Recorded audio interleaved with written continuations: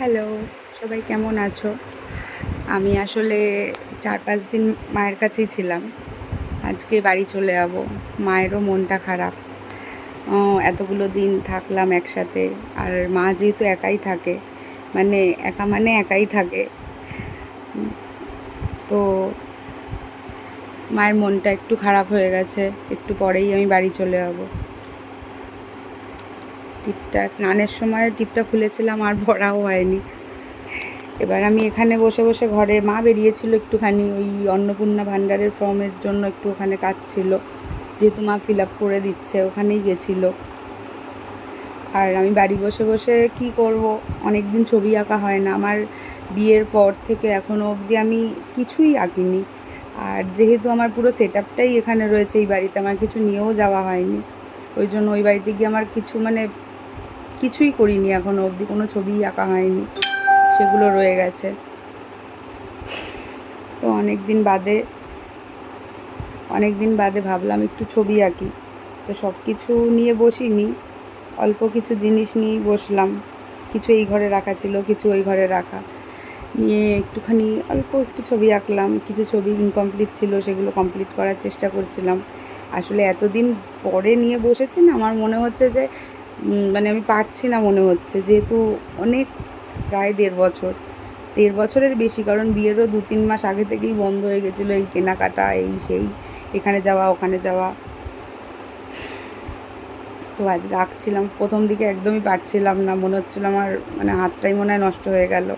তারপর মা বেরোনোর আগে বললো যে একটুখানি গান চালিয়ে দিয়ে যাই বলে, ঠাকুরের গান চালিয়ে দিল টিভিতে। বললো দেখ এবার আস্তে আস্তে হয়ে যাবে। সত্যিও আস্তে আস্তে অনেকটা মনে হলো ব্যাকআপ পেলাম, আস্তে আস্তে করছিলাম। একটা আন্টি এসেছিলো মায়ের কাছে ব্লাউজ বানাতে দিতে। মা যেহেতু ছিল না, ওই আন্টির সাথে গল্প করতে করতে আমিও কিছুটা কাজ এগিয়ে নিয়েছি। এত গরম লাগছিলো, কিন্তু এত নার্ভাস ফিল হচ্ছিলো যে আমি এসিটা চালিয়ে বসবো, সেটুকুও আমার আমি মাথাতেই আসেনি। আমি গরমের মধ্যেই ভাবছি যে আমি পারবো কি পারবো না, ওই ভেবে আমি জিনিসটা করলাম। কমপ্লিটও হলো। ছবিটা তোমাদের দেখাবো ২-৩ দিন পর, দেখিয়ে দেবো, যেহেতু ওটা এখন প্রোটেক্টর লাগানো হবে, তারপর ফ্রেমিং করা হবে। এগুলো করানোর পর তারপর তোমাদেরকে দেখাবো। তোমরা দেখতেই পাবে কি এঁকেছি আর না এঁকেছি। আগে শুরু করেছিলাম, এখন কমপ্লিট করলাম ছবিটা। এই দেখো, সব বিছানায় অগোছালো হয়ে রয়েছে। এগুলো দিয়েই আমি ছবি আঁকি। এই দেখো আমার সেই ইরেজারটা পুরনো, পুরো কালো হয়ে গেছে, এটার মধ্যে আর কিছু নেই। এটাকে দিয়ে দিয়ে তাও আমি ঠিক করে করে করলাম। এই ইরেজারগুলো জানি না তোমরা কেউ ইউজ করেছো কি না। এটা বিশেষ করে চারকোল ড্রয়িংয়ের জন্য খুব কাজে লাগে। আর এই অবস্থা চারকোল ড্রয়িং করেই হয়েছে। তো হয়ে গেছে আমার, এগুলো এখন গুছাবো। ওই জন্য আর সারা সন্ধ্যে কোনো ক্লিপও নেওয়া হয়নি। এখন সব ব্যাগ ট্যাগগুলো গোছাবো, সব ছড়িয়ে ছিটিয়ে রয়েছে। বেশি না, ২-৩টে সেট জামা কাপড় এনেছিলাম, ওগুলো পরেওছি, ১-২টো পরা হয়েছে। আবার ব্যাগেও রয়েছে কিছু জিনিস। একটা পোটলা করে নিয়ে চলে এসেছি। এখান থেকে এইটুকুনি আমার শ্বশুরবাড়ি আর আমার বাড়ির ডিস্টেন্স হচ্ছে, কারেন্ট চলে গেল, বাহ, তোমরা অন্ধকারেই শোনো, অসুবিধা নেই। জাস্ট ৩ মিনিটের ডিস্টেন্স। ওই জন্য বেশি আর বিশেষ কিছু গুছিয়ে আনতে হয় না। কোনো কিছু লাগলে আবার ওকে বলে দিই একটুখানি দিয়ে যাও বেরিয়ে, ও দিয়ে চলে যায়। তো কেমন হলো একটা ব্যাপারটা, না? দেখতে পাচ্ছ আমাকে? একটু একটু দেখা যাচ্ছে মনে হয়, ওই ফোনের আলোয় আলোকিত হচ্ছি আর কি। কারেন্টও চলে এসেছে। যেটা বলছিলাম, এই পুরো সেট আপটা আমার কিছুই নিয়ে যাওয়া হয়নি ওই বাড়িতে। ওই জন্য এই ১.৫ বছরে কিছু আঁকাও হয়নি ওখানে। একদিনও নিয়ে বসতে পারিনি। এই বাড়িতে এসে ১-২বার ভেবেছি যে একটুখানি কিছু আঁকবো, কিন্তু আবার শুরু থেকে শুরু করতে হবে, এরকম একটা জিনিস ফিল হয়েছে, ওই জন্য করা হয়নি। এখন আমি ব্যাগগুলো গোছাবো, জামা কাপড়গুলো ভরবো। আর ব্যাপারটা কি, আসলে দুটো মেয়ের মা যারা হয়, তারা মনে হয় সবথেকে বেশি একাকিত্ব ব্যাপারটা বোঝে, যে দুটো মেয়েরই বিয়ে হয়ে যাবে। আর যেখানে তার আমার বাবাও যেহেতু নেই, একদমই একা একটা লাইফ। তো সারাদিন যদি 24 ঘন্টা সে ব্যস্ত থাকতে পারে তাহলে একটা ব্যাপার, আর 24 ঘন্টা ব্যস্ত না থাকতে পারলে তখনই মাথার মধ্যে যাই হোক একটা একাকিত্ব কাজ করে। ওই জন্য মাঝে মাঝে চেষ্টা করি মায়ের কাছে আসার। বিয়ের প্রথম 1 বছর তো সেরকমভাবে আসা হয়নি, মানে এসেছি রাত্রিবেলা, এসেছি জাস্ট ঘুমিয়েছি, ও এসেছে আমার সঙ্গে, সকাল সকাল আবার চলে গেছি। বা দিদি এসেছিলো, আর আমার অপারেশন হয়েছিল একবার, মানে নাকে আর গলায়, সেই টাইমে এসে আমি 14 দিন মায়ের কাছে ছিলাম। মানে ওটা মানে মা বলে হয়তো পসিবল, মানে ওরকমভাবে ট্রিটমেন্ট করা, টাইমে টাইমে ওষুধ দেওয়া, আর মানে যে কষ্টটা পেয়েছি ওই টাইমে, আমি মানে খাওয়া কি, আমি নিঃশ্বাসও নিতে পারতাম না, এত কষ্ট হতো, হাসলে ব্যথা লাগতো, কিছুই করতে পারতাম না। আর মা মানে গুতিয়ে গুতিয়ে খাওয়াতো, একটু মাছ খাওয়া, সারাদিনে আমি 1000 পাওয়ারের ব্যথার ওষুধই 3-4টে খেতাম সারাদিনে 3-4টে খেতাম ওষুধ। সঙ্গে তো আলাদা আলাদা অ্যান্টিবায়োটিক রয়েছে, আরও অনেক রকম ওষুধ, সেগুলো মানে ওষুধগুলো আমার গলা দিয়ে নামতো না, এত প্রবলেম হতো ওই টাইমে। মা আমাকে খুব, ওই সময়টাতে মায়ের কাছে প্রায় 14-15 দিন থেকে একবারে রং খেলা কাটিয়ে তারপরে বাড়ি গেছিলাম। এছাড়া মায়ের কাছে খুব একটা এসে থাকা 2-3 দিনের জন্য একদমই হয়নি।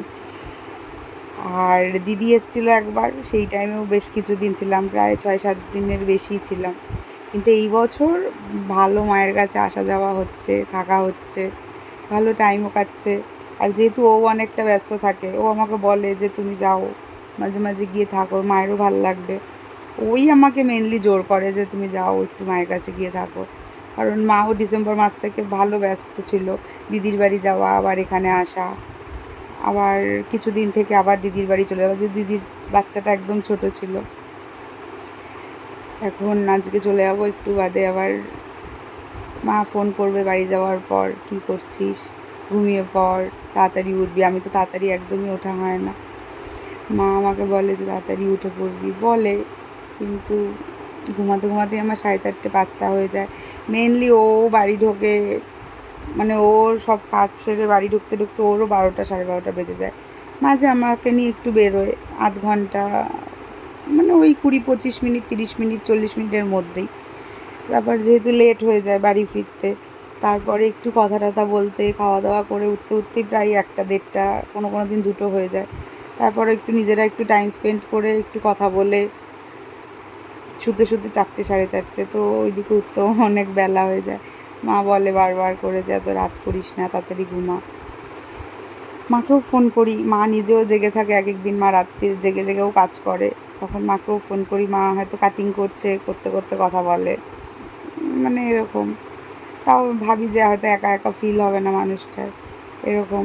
আর আমার কী বলতো, ফোনে খুব একটা কথা বলতে আমার মাও পছন্দ করে বলে আমার মনে হয় না, আমিও খুব একটা মানে ফোনে কথা বলাটা মানে খুব একটা লাগে যে অনেকক্ষণ ধরে কথা বলবো বা কিছু, আমার মনে হয় তার থেকে সামনাসামনি থাকলে হয়তো। আর যেহেতু আমার আর মায়ের ডিস্টেন্সটা একদম কম, ওই জন্য রাত্রির 1টা 1:30 2টোর সময় মানে আমাদের, যেহেতু আমার হাঁটা পথে 3 মিনিটও লাগে না, টুক করে মায়ের কাছে চলে আসতে পারি।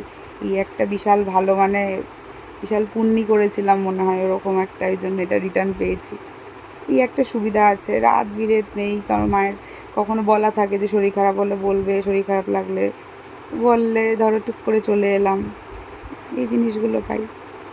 তো এখন আমি রেডি হয়ে নিই আর জামা কাপড়গুলো গুছিয়ে নিই। তো ও আমাকে একটু আগে ফোন করলো, আমি রেডি হয়েছিলাম, ব্যাগ ট্যাগ গোছানো কমপ্লিট হয়ে গেছিলো, রেডি হয়ে ওকে ফোন করে বললাম যে আমাকে নিয়ে যাও, আমি রেডি। ও আমাকে বললো যে আজকে যেতে হবে না, ও আজকে এখানে আসবে, আজকে রাত্রিবেলা এখানে থাকবে, ওই জন্য আমাকে বললো যে কালকে যেতে। মানে বেশ খুশি খুশি দেখছো আমাকে, কারণ হচ্ছে ও বলার পর আমি এই ঘরে এলাম। ওই ছবিটা ফিক্সার লাগাতে এসেছিলাম, যেটা কিনা বাইরে দাঁড়িয়ে লাগাতে হয়, নাহলে প্রচুর গন্ধ বেরিয়ে যায়, আর মানে ওই স্প্রেটাও তো ভালো না, ওই জন্য বাইরে দাঁড়িয়ে লাগিয়ে এই ঘরে শুকোতে দিতে এসেছিলাম। আর আমার এটা হচ্ছে শখের ঘর, যেটা কিনা আমি 1.5 বছর আগে ছেড়ে দিয়ে চলে গেছি। এখন ঘরটা সেরকমভাবে খুব একটা মানে মেনটেন করাও হয় না, কারণ মায়ের এই ঘরে একদমই আসা পড়ে না। বাড়িতে মানুষজন আসলে তখনই আসা পড়ে, নচেত নয়। আমি এলাম, মাকে বললাম যে আমিও আসি না খুব একটা, মানে একটু এক ঝলক দেখি আসলে, কিন্তু যদি অল্প সময়ের জন্য আসি তখন আর এই ঘরে আসা হয় না, যেহেতু মা ওই ঘরেই থাকে, ওই ঘরেই কথা বলি, ওই ঘর থেকেই ওই বাড়ি চলে যেতে হয়।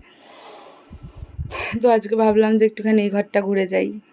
এইগুলো হচ্ছে আমার ড্রয়িং, আর এই যে এইটা হচ্ছে আমার সেই ড্রয়িংয়ের শোকেসটা, যেখানে মানে পুরো টপ টু বটম ভর্তি পুরো জিনিসপত্র, আমার সব ড্রয়িংয়ের জিনিস। ওই ঘরে যেগুলো ছিল সেগুলো নিয়ে এলাম এই ঘরে রেখে দেবো বলে। আজকে আর বেরোনো হবে বলে আমার মনে হয় না, তাও আমাকেও বললো যে একটুখানি নিয়ে বেরোবে। জানি না, বেশ রাতও হয়ে গেছে, আর বেরোবে বলে আমার মনে হয় না। ও চলে আসবে, আমরা একটু গল্প করবো, একটু কথা টথা বলবো, বলে আমরাও শুয়ে পড়বো। এই ঘরে দেখো কত কিছু আছে। এটা হচ্ছে আমার একটা বানানো একখানা শোপিস টাইপের, যেটা কিনা আমি সাইকেলের মতো করে বানিয়েছিলাম। এই মা, এটা একটা পুতুল কোথায় এর ভিতরে? হ্যাঁ, এর ভিতরে দুটো পুতুল ছিল, একটা পুতুল কোথায় গেল? এটা এখানে দুটো পুতুল ছিল, একজন সাইকেল চালাচ্ছে আর একজন পিছনে এই ট্যাগটা ধরে বসে আছে। নষ্ট হয়ে গেছে, আর এটা তো আলোও জ্বলতো।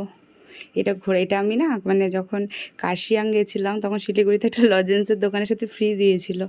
এটা ঘোরালে ভিতরে লাল নীল আলো জ্বলতো, ওটা আমি সাইকেলের সামনে লাগিয়ে দিয়েছিলাম। আর এই যে দেখো চাকাগুলো সব বেঁকে গেছে, এটা অনেক দিন হয়ে গেছে, প্রায় 6 বছর। আর এটা হচ্ছে আমার ফার্স্ট ক্যানভাস, আমি মানে আগেও দেখিয়েছি কোনো ব্লগে। এটা আমার ফার্স্ট করা ক্যানভাস। আর এইটা হলো বড় মায়ের ছবি, যেটা কিনা আমি কোনো কিছু না এঁকে করেছিলাম। ছবিটা একটু মুছতে হবে, ছবিটা ধুলো হয়েছে। ছবিটা ফ্রেমিং করানোর খুব ইচ্ছা, কিন্তু করানো হয়ে ওঠে না। ভুল করছি এটা জানি, কারণ নষ্ট হয়ে গেলে খুব আক্ষেপে শেষ থাকবে না। এই ছবিটা আমি কোনো কিছু আঁকিনি, মানে একদম তুলি দিয়ে ডাইরেক্ট রং করে ছবিটা তৈরি করেছি। আর এটা হচ্ছে আমাদের একটা ছবি, দেখো এখনও ইনকমপ্লিট। এই দেখো নাম্বারিংস, এই বক্সগুলো সব রয়েছে। ছবিগুলো ওর মুখটা তাও অনেকটা এসেছে, আমার ফেসটা তো একদমই আসেনি। আমি এত স্লিম ফিট নই, ছিলামও না কোনো দিনও, এখনও নই। তো এটা ঠিক করা হয় না, এটাও করা হয় না। আর একটা জিনিস দেখাচ্ছি, দাঁড়াও তোমাদের, এটাও হয়তো আগে দেখেছো, মজাও পাবে দেখলে। দাঁড়াও, হোল্ড করো, খুলতে পারছি না। এই যে খুলেছি, জিনিসটা হলো এটা হলো একটা কম্বি ফ্লেম, যেটা কিনা আমি মাথা ব্যথা হলে খেতাম, আগে খুবই খেয়েছি একটা সময়। এবার কম্বি ফ্লেমের মধ্যে একটা আমি ছবি এঁকেছি, সেটা হচ্ছে এটা। দেখো তো তোমরা চিনতে পারো কি না, বলবে এটা কার ছবি এঁকেছি। মানে কম্বি ফ্লেমের মধ্যে একটা মেডিসিনের মধ্যে এই ছবিটা এঁকেছি। তোমরা বুঝতে পারলে কিন্তু বলবে এটা কার ছবি এঁকেছি।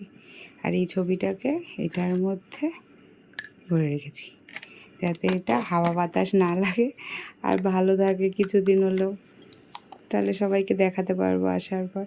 তোমরা বলবে কিন্তু এটা কার ছবি এঁকেছি, যদি বুঝতে পারো। নাও বুঝতে পারতে পারো, কিন্তু যদি বোঝো তাহলে সবাই আমাকে বলবে এটা কি এঁকেছি। আমরা আবার একটু বেরিয়েছি, ফাঁকা একটুখানি ঘুরে বাড়ি চলে যাবো।